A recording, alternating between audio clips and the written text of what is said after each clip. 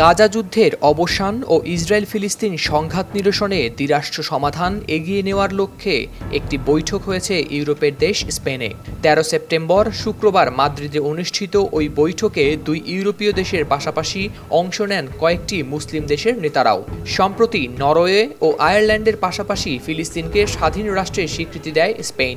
এরই ধারাবাহিকতায় দ্বিরাষ্ট্র সমাধানের লক্ষ্যে এই বৈঠকের আয়োজন করল দেশটির সরকার। নরওয়ে ও স্লোভেনিয়ার দুই পররাষ্ট্রমন্ত্রীর পাশাপাশি ইউরোপীয় ইউনিয়নের পররাষ্ট্র বিষয়ক প্রধান জোসেফ বোরেলও অংশ নেন এই বৈঠকে। বৈঠকে ফিলিস্তিনের প্রধানমন্ত্রী মোহাম্মদ মুস্তফার পাশাপাশি অংশ নেন মিশর, সৌদি আরব, কাতার, জর্ডান, ইন্দোনেশিয়া, নাইজেরিয়া ও তুরস্কের সমন্বয়ে গঠিত আরব ইসলামিক কন্ট্যাক্ট গ্রুপ ফর গাজার সদস্যরা। তবে এখানে উপস্থিত ছিলেন না ইসরায়েলের কোনো প্রতিনিধি। বৈঠকের আয়োজক দেশ হিসেবে স্পেন ইসরায়েল ফিলিস্তিন রক্তক্ষয়ী সংঘাতের অবসানে দ্বিরাষ্ট্র সমাধান বাস্তবায়নের উপর জোর দিয়েছে ও সেই লক্ষ্য অর্জনে আন্তর্জাতিক সম্প্রদায়কে একটি স্পষ্ট সময়সূচি নির্ধারণের আহ্বানও জানিয়েছে তারা। বৈঠকের আগে স্পেনের পররাষ্ট্রমন্ত্রী জোসে ম্যানুয়েল আলভারেজ সাংবাদিকদের বলেন, আমরা গাজা যুদ্ধের সমাপ্তি এগিয়ে নিতে এখানে মিলিত হয়েছি। ফিলিস্তিনি ও ইসরায়েলিদের মধ্যে সহিংসতা বন্ধের কার্যকরী উপায় বের করতেই আমরা আজ এখানে।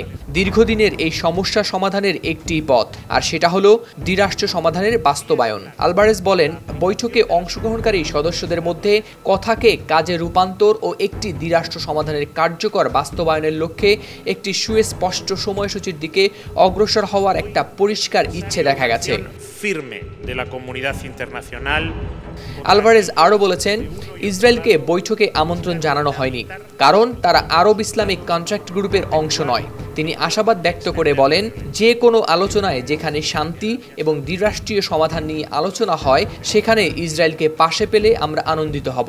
বৈঠকে বক্তারা যুদ্ধ বন্ধের কথা উল্লেখ করে বলেন, যুদ্ধ এখনই থামাতে হবে। চুক্তি স্থগিত করা এবং লাখ লাখ নিরীহ বেসামরিক মানুষের দুর্ভোগ দীর্ঘায়িত করে অজুহাত দেওয়ার কোনো অবকাশ নেই। এদিকে গাজায় ইসরায়েলের হামলায় এখন পর্যন্ত নিহত হয়েছেন অন্তত ৪১,১১৮ জন বেসামরিক নাগরিক। তাদের বেশিরভাগই নারী ও শিশু।